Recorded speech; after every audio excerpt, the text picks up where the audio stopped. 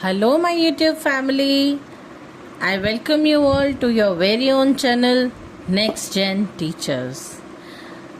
आज मैं फिर से हाजिर हूँ एक और नया क्वेश्चन लेके, जो कि एक थ्योरी है, psycho social theory, which is given by Erik Erikson. इसके हम मेरिट्स और डीमेरिट्स भी पढ़ेंगे. नाउ एरिक होमबर्ग एरिक्सन कौन था? Erik Homburger Erikson was a German American developmental psychologist and psychoanalyst known for his theory on psychological development of human beings. अब Erik Erikson जो थे वो जर्मन अमेरिकन थे जिन्होंने थ्योरी दी थी साइको सोशल. ये एक साइको एनालिस्ट भी थे और इनकी थ्योरी जो थी वो थी साइकोलॉजिकल डेवलपमेंट के ऊपर, जो कि उन्होंने इंसानों पे किया था. He may be most famous for coining the phrase identity crisis. अब आपने आइडेंटिटी क्राइसिस के बारे में तो पढ़ा होगा. आइडेंटिटी क्राइसिस यानी कि जब इंसान समझ नहीं पाता है कि वो उस एक पर्टिकुलर एज में कैसे बर्ताव करे. इनका जन्म हुआ था 15 जून 1902 में, जबकि और इनकी मृत्यु हुई थी 12 मई 1994 में.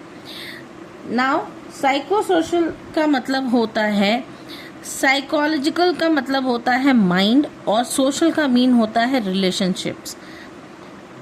दिमाग से की गई प्रतिक्रियाएं जो कि सोशल एनवायरनमेंट में हमें हेल्प करें, उसे हम साइको सोशल थ्योरी कहते हैं. Eric Erikson proposed the psychosocial theory of development, which explains how personality develops throughout the entire lifespan. पूरी जिंदगी जो है हमारी लाइफ के अंदर हमारी पर्सनालिटी धीरे धीरे करके कैसे डेवलप होती है. According to Erikson, development occurs through 8 stages. At each stage, an individual faces a psychosocial crisis.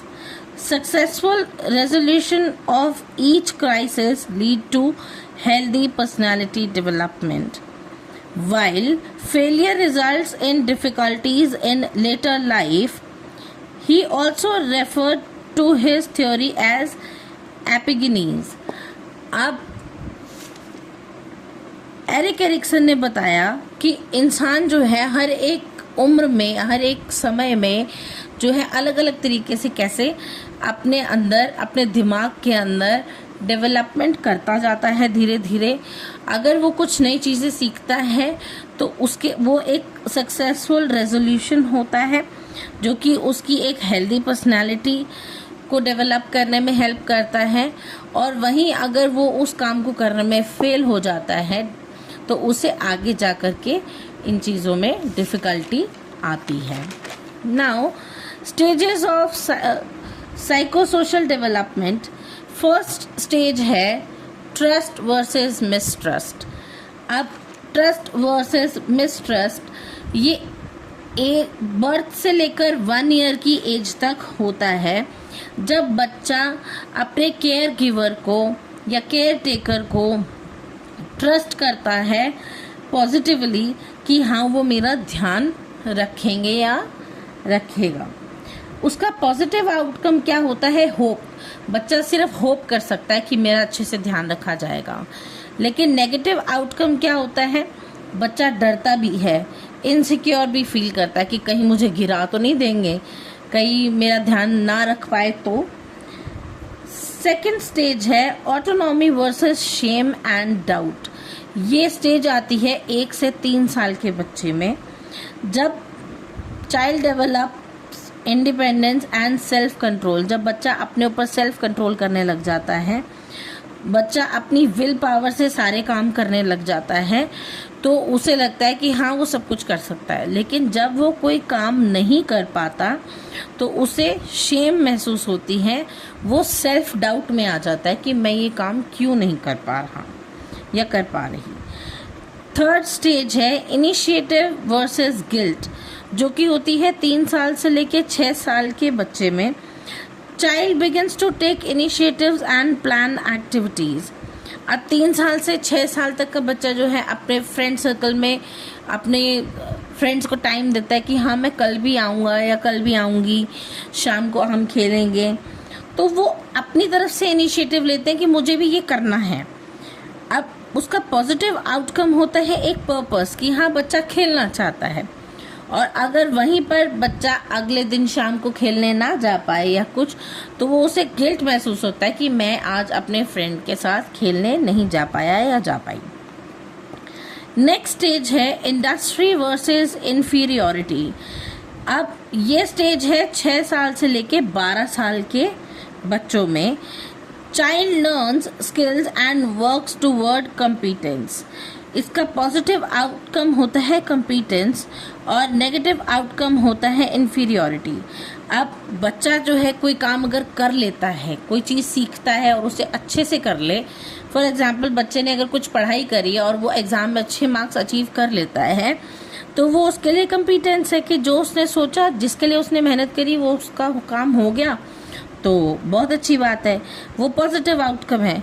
वहीं अगर बच्चा उस क्लास के अंदर फेल हो जाता है तो उसको इन्फीरियोरिटी महसूस होने लग जाती है, अपने आप को वो बाकी बच्चों की तुलना में कम समझना शुरू कर देता है।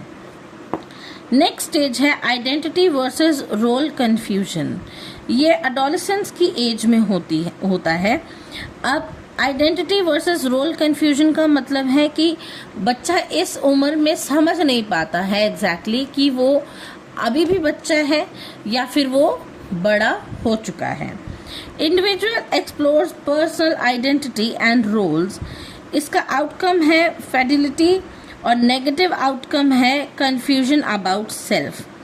कई बार तो बच्चा बहुत कॉन्फिडेंट होता है कि हाँ अब तो मैं बड़ा हो गया हूँ, अब मैं ये काम कर सकता हूँ, लेकिन वहीं अगर नेगेटिव आउटकम की तरफ देखें तो बच्चा कंफ्यूज रहता है अपने आप को ये देख के कि क्या मैं इतना बड़ा हो गया हूँ कि मैं ये काम कर सकता हूँ। तब वो एक सेल्फ डाउट में आ जाता है, कंफ्यूज हो जाता है बच्चा। नेक्स्ट स्टेज है इंटीमेसी वर्सेस आइसोलेशन। ये यंग अडल्टहुड में आती है। Now ability to form close and meaningful relationships. इस उम्र में जो है वो एक क्लोज और मीनिंगफुल रिलेशनशिप बनाने के योग्य अगर होते हैं तो उसका पॉजिटिव आउटकम होता है लव और नेगेटिव आउटकम होता है लोनलीनेस एंड आइसोलेशन। अगर कोई एक दूसरे के साथ में अच्छे रिलेशन बना रहे हैं तो उनके बीच में प्यार बढ़ेगा, लेकिन अगर कोई दूसरे इंसान के साथ अच्छा रिलेशन नहीं बना पा रहा है तो वो अकेला रह जाएगा, आइसोलेशन में रह जाएगा। 7th स्टेज है जनरेटिविटी वर्सेस स्टैग्नेशन। ये मिडिल अडल्टहुड की स्टेज है। इसमें फोकस किया जाता है on contributing to society and guiding the next generation. आने वाली जनरेशन को नई नई चीज़ों के बारे में बताना या पुरानी कुछ चीज़ों के बारे में अवेयर करने को हम कहते हैं कंट्रीब्यूट करना सोसाइटी में, ताकि नेक्स्ट जनरेशन को गाइड किया जा सके। इसका पॉजिटिव आउटकम होता है केयर। अगर हमारे बड़े बुजुर्ग हमें केयर देंगे तभी हम अब आगे आने वाली जनरेशन की भी केयर कर सकेंगे, क्योंकि कई होता है ना जनरेशनल ट्रॉमा में लोग जीते हैं कि हाँ एक की मम्मी ने उसको मारा तो आगे चल के वो भी अपने बच्चों को मारेंगे, तो ये चीज़ें भी होती हैं। पॉजिटिव आउटकम इसमें होता है केयर गिविंग और नेगेटिव आउटकम होता है सेल्फ एब्जॉर्प्शन। अपने साथ जो हुआ है वो दूसरों के साथ करते रहना, अपने आप को सबसे ऊपर रखना, अपने लिए सोचना, वो एक नेगेटिव आउटकम कहलाता है यहाँ। Now integrity versus despair late adulthood में आता है। Reflection on life achievements. अब इसके अंदर जो है पॉजिटिव आउटकम होता है विजडम और नेगेटिव आउटकम होता है रिग्रेट एंड डिस्पेयर। इस समय में इंसान सोचता है कि मैंने अपनी पूरी उम्र में क्या कमाया है। अगर वो अपनी अचीवमेंट्स गिनता है, विजडम गिनता है, तो उसे अच्छा महसूस होता है। वो सोचता है कि हाँ ये पॉजिटिव चीज़ है, लेकिन वहीं अगर उसे ऐसा लगता है कि कंपैरिजन किया जाए दूसरों के मुकाबले, मैंने कुछ अच्छा नहीं किया, कुछ ज़्यादा अचीव नहीं किया, तो वो रिग्रेट की स्थिति में आ जाता है। नाउ एरिक एरिक्सन की थ्योरी के कुछ मेरिट्स हैं। पहला मेरिट है, it emphasises development across the entire life span and not just in childhood. अब ये जो है एरिक्सन की थ्योरी जो है पूरे के पूरे लाइफ स्पैन की बात करती है, ना कि सिर्फ चाइल्डहुड की। It highlights the importance of social and cultural influences. ये इम्पोर्टेंस बताता है सोशल और कल्चरल इन्फ्लुएंसेस की, जबकि प्रोवाइड करता है clear framework for understanding personality development. Useful in education, counselling and parenting. अब एरिक्सन की जो थ्योरी है वो पढ़ाई लिखाई में, काउंसलिंग में और पेरेंटिंग करने में यूजफुल होती है। It recognise the role of identity formation during adolescence, कि बच्चे को जो है एडोलेसेंस की एज में समझ में आता है कि वो क्या कर रहा है और वो किस एज में है इस समय। अब क्योंकि इसके मेरिट्स हैं तो डीमेरिट्स भी होंगे। Stages are not rigidly defined and may overlap. अब इनकी जो स्टेजेस हैं वो अच्छे से डिफाइन नहीं की गई हैं, वो एक दूसरे के ऊपर ओवरलैप भी कर रही हैं। Lakhs strong Amperian evidence for all stages, इनके लिए कोई एविडेंस नहीं है। Cultural bias towards western society. अब कल्चरल बायस भी होते हैं, किसी एज में किसी कल्चर में कोई काम हो रहा है, किसी एज में किसी कल्चर में कोई दूसरा काम हो रहा है। इंडिविजुअल डिफरेंसेस होते हैं जो कि फुल्ली एक्सप्लेन्ड नहीं हैं इस थ्योरी में, और it does not clearly explain how crisis are resolved. इसके अंदर क्राइसिस रिजॉल्व करने के लिए भी कोई एक्सप्लेनेशन प्रॉपर तरीके से नहीं दी गई है। इसका कंक्लूजन है, Erikson's psychosocial theory provides a comprehensive view of personality development influenced by social interaction and culture. Despite some limitations, it remains one of the most influential theories in developmental psychology. ये थी आज की class. I hope आपको अच्छी लगी होगी। अगर आपको अच्छी लगी है तो please do like, share and subscribe. Comment करके बताइए कि आपको अगला क्वेश्चन कौन सा करना है। Thank you.